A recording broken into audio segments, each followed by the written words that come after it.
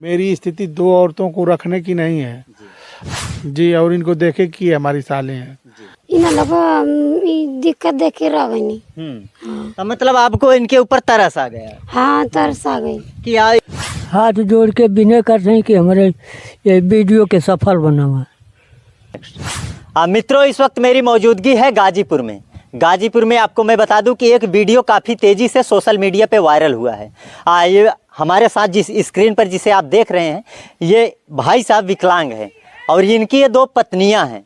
फिलहाल आप स्क्रीन पे देख सकते हैं, ये पहली पत्नी है और ये दूसरी पत्नी है और ये भाई साहब विकलांग हैं। फिलहाल ये काफ़ी तेज़ी से वायरल चल रहे हैं। जैसा कि लोग कहते हैं, हकीकत में कहते हैं कि सालियों से मजाक करते हैं, कहते हैं हम तुमको उठा ले जाएंगे, तुम्हारे साथ ऐसा करेंगे। फिलहाल इन्होंने कहा ही नहीं बल्कि करके दिखाया। फिलहाल ये करके दिखाएं और इन्हें किस हाल में ये दोनों पत्नियों को रखते हैं, आज इनकी ज़रूरतों को पूरा कर पाते हैं या नहीं। आज हम इनके घर पे पहुंच चुके हैं और इनसे हम जानकारी लेंगे और जानने का प्रयास करेंगे। सबसे पहले हमारे चैनल पे आपका बहुत बहुत स्वागत। जी जी, आपके सभी दर्शकों का मेरा नमस्कार। मेरा नाम रामविलास यादव है, मैं गाजीपुर का रहने वाला हूँ जी। ये इस समय एक वीडियो आपका काफ़ी तेज़ी से वायरल हो गया है कि आपने अपनी साली से ही शादी कर लिया है एक पत्नी रहते हुए। फिलहाल लोग कुछ समझ नहीं पा रहे हैं, कुछ अलग अलग तरीके से देख रहे हैं, अलग अलग नज़रिए से देख रहे हैं, तो उनके लिए क्या कहना चाहेंगे आप? देखिए, हर आदमी की अपनी अपनी सोच होती है। आदमी कोई भी किसी की सोच बदल नहीं सकता है और हर आदमी की अपनी अपनी दिनचर्या की मजबूरी होती है। तो मेरी भी मजबूरी रही, जिस वजह से इनको दूसरी औरत को रखना पड़ा। मैं इस स्थिति में हूँ, मेरी स्थिति दो औरतों को रखने की नहीं है और शायद ही इस धरती पे इनके जैसी कोई दूसरी औरत होगी जो मेरे जैसे आदमी को पसंद करे। पूरा भारत में मुझे नहीं लगता कि कोई दूसरी औरत और होगी इस धरती पे। ये ऐसी ये है कि आपको ये पसंद की। फिलहाल एक बात मैं और आपको बता दूं कि ये भाई साहब विकलांग है पैर से। लोग विकलांग होते हैं या उनके अंदर कुछ कमियां होती हैं तो लोग उन्हें पसंद नहीं करते हैं, समाज उन्हें पसंद नहीं करता है। फिलहाल अगर एक खूबसूरत महिला अगर एक पत्नी रहते हुए और इन्हें आकर चुनती है तो कहीं ना कहीं उसमें बहुत बड़ा विकल्प होता है। आप लोगों का संबंध कैसे हुआ? देखिए, संबंध की जो बात है तो संबंध इनको मैं दूर दूर तक जानता नहीं था। शादी की बात है तो शादी भी हम जैसे फालतू खर्च न करके मंदिर में शादी कर लिए थे, घर नहीं गए थे, तो इनको मैं जानता ही नहीं था। लेकिन ऐसी परिस्थिति बनी जिस परिस्थिति की वजह से इनको लाना पड़ा। आई हमारे घर तो इनके बारे में हम जाने जी, और इनको देखे कि हमारी सालें हैं। इसलिए अगर आप इस तरीके के किए हैं तो आपके जो समाज में जो लोग रहते हैं आपके पास, आप भी कहीं उठते बैठते होंगे, उन लोगों में क्या संदेश जाता है? देखिए, जो लोग नहीं जानते हैं उनके लिए तो अलग बात है। जिनके साथ बैठने उठने की बात कर रहे हैं, तो जिनके साथ मैं बैठते उठता हूँ वो लोग मेरी पुरानी कहानी को जानते हैं कि मैं क्यों किस लिए इनको लाया। तो हमारे दर्शक जो देख रहे हैं, जो आपको देख रहे हैं, ये चाहते हैं कि आपकी जो मजबूरियां हो वो थोड़ा सा आप उनके बीच में शेयर कर दीजिए। जी जी, हम मजबूरी का मतलब देखिए, शादी होने के 2-3 महीने के बाद, जैसे औरतें शादी होने के बाद लड़कियां अपने ससुराल जाती हैं, 2 महीना 4 महीना रहती हैं। मैं अपने घर का अकेला हूँ। एक विकलांग व्यक्ति की शादी होना बहुत बड़ी उपलब्धि होती है। तो उस तरह से हमारी भी शादी हुई तो एक बहुत बड़ी उपलब्धि हुई थी। तो ये 2-3 महीना के बाद अपने घर गई, बस इनको गाय मार दी। आपकी पहली पत्नी को? जी, गाय उठा के पीछे से फेंक दी। पेशाब और पैखाना का रास्ता फट के हाथ बाहर आ गई थी। तो दिक्कत तो अब हमारे यहाँ सूचना मिली तो हमारे पैर से ज़मीन खिसक गई कि किसी तरह से शादी हुई और उसको भी गाय मार दी। परमात्मा को क्या मंजूर है, 5 साल के थे तो हमारा पैर खराब हो गया, शादी हुई तो औरत को गाय मार दी। फिर संतोष करके झेलने लगे, कहे चलिए जो मंजूर ऊपर वाले को रहता है वही होता है। इनको अपने घर लाए तो इनकी स्थिति थोड़ा गड़बड़ थी, ये कुछ उठा नहीं पा रही थी, दिक्कत हो रहा था। तो माता जी इनके कार्यों में सहयोग करने लगी, लेकिन परमात्मा को ये भी अच्छा नहीं लगा। माता जी सीढ़ी पर से गिर गई, जो बांस की लकड़ी की सीढ़ी बनती है उसी पर से गिर गई, उनकी कुल्ली टूट गई। फिर संतोष किए कि चलिए भाई पिताजी हैं, कुछ सहयोग करेंगे, जो पटरी पे जिंदगी जिस तरह से जीना है जिया जाएगा। एक डेढ़ महीना बीतने के बाद पिताजी का एक्सीडेंट हो गया, उनके सीने की हड्डी टूट गई। मतलब साल भर के अंदर मुझे छोड़ के मैं तो खुद हॉस्पिटलाइज था। जो लोग सही थे वो लोग भी मेरे जैसे होके एक जगह बिस्तर पे हो गए। हाँ, मतलब फिलहाल यूँ कह सकते हैं कि आपका घर एक हॉस्पिटल बन गया। जी, हॉस्पिटल में बदल गया। अब उस समय कोई भी हो, अकेला अपने घर का हो और उसके घर के सारे सदस्य इस स्थिति में हो जाए और कोई दूसरा आदमी मदद करने वाला नहीं रहेगा, तो उसके पास सिर्फ और सिर्फ एक ही रास्ता बचेगा कि वो भी सुसाइड कर ले। वही हाल मेरी भी हुई थी, लेकिन मैं थोड़ा सा हिम्मत रखा, सोचा कि चलिए हो सकता है कि फिर से गाड़ी पटरी पे आ जाए। भगवान कष्ट देते हैं तो फिर सुख भी देते हैं। तो वैकल्पिक के तौर पे मैं इनको, मैं नहीं, यही कही कि भाई वो हमारी बहन है, उनको बुलवा लीजिए, अगर वो आ जाएंगी तो हो सकता है कुछ सहयोग करें।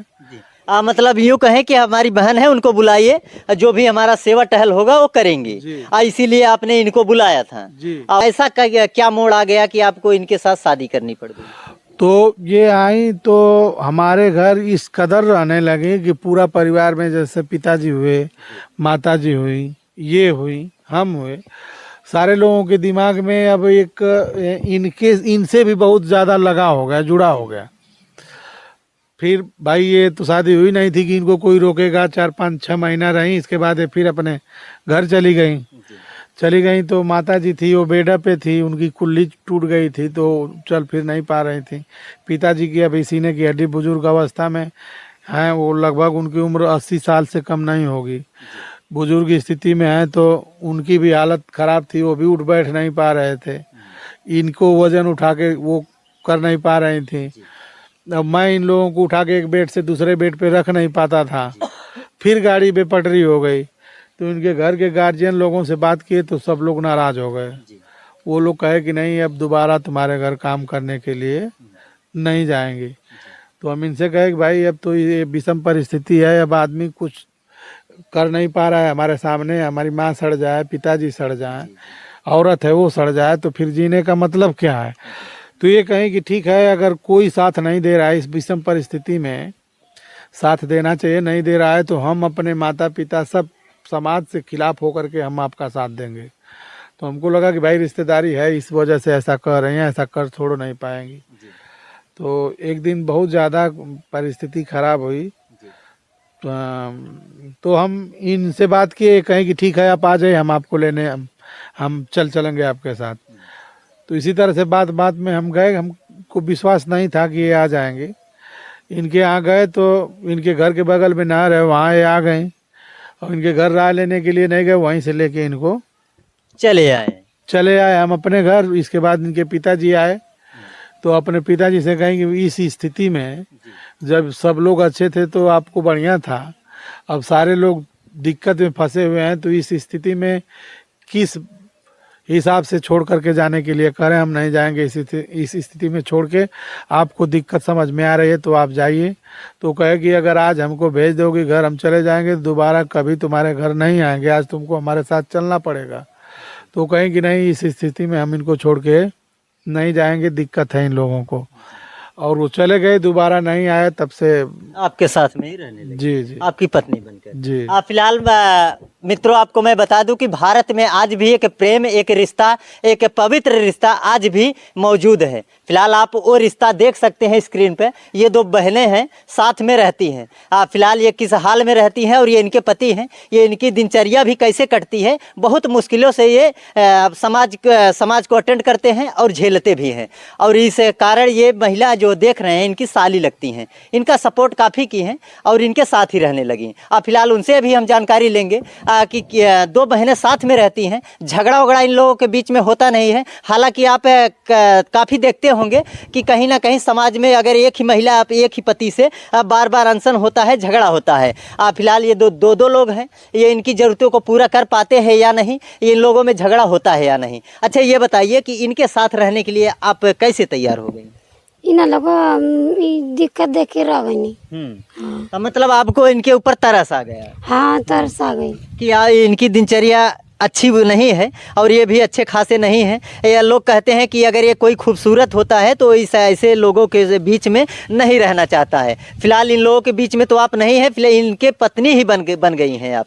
तो इससे आपको लोग ताना नहीं मारते हैं? आपके परिवार के, गांव के कुछ लोग ऐसे ताना नहीं देते हैं कि क्यों उसके साथ रहती है? नहीं, क्यों ताना ना मारेला। हाँ। तो इनके साथ आप अच्छे से रहती हैं? हाँ, आपको कोई तकलीफ नहीं है? नहीं। तो आगे भी इस तरीके से रहेंगी या मतलब कुछ विवाद होगा या इनको छोड़ देंगी, इस तरीके का कोई दिमाग में कुछ चल रहा होगा आपके? नहीं, कुछ दिमाग में ना चलेला। मतलब इनके साथ ही जीना और इनके साथ ही मरना, हाँ, यही रहेगा। हाँ। अच्छा, ये बताइए कि आपका कभी प्रेम प्रसंग था या ऐसे ही आप शादी कर लिए? ऐसा ही। कभी फोन से आपकी बातचीत नहीं होती थी? नहीं। मतलब ऐसे एकाएक मतलब आप इनके घर पे आए और इनका दुख दर्द देखी और इनसे शादी कर ली? हाँ। आपके परिवार वाले आपको कुछ नहीं कहते हैं? नहीं, वो लोग ना आए करना ना कुछ कब आए बरा लिया जाए तो हम कहनी हम ना जाए, इनके साथ हम रह। तो इनके साथ ही आप रहेंगी? हाँ, इनके साथ। जीना इन्हीं के साथ हो, मरना इन्हीं के साथ। हाँ। आपकी बहन से आपका झगड़ा उगड़ा नहीं होता? नहीं, झगड़ा मंजा ना कर जाला, मन के मिलजुल के काम धंधा कर ले जाला।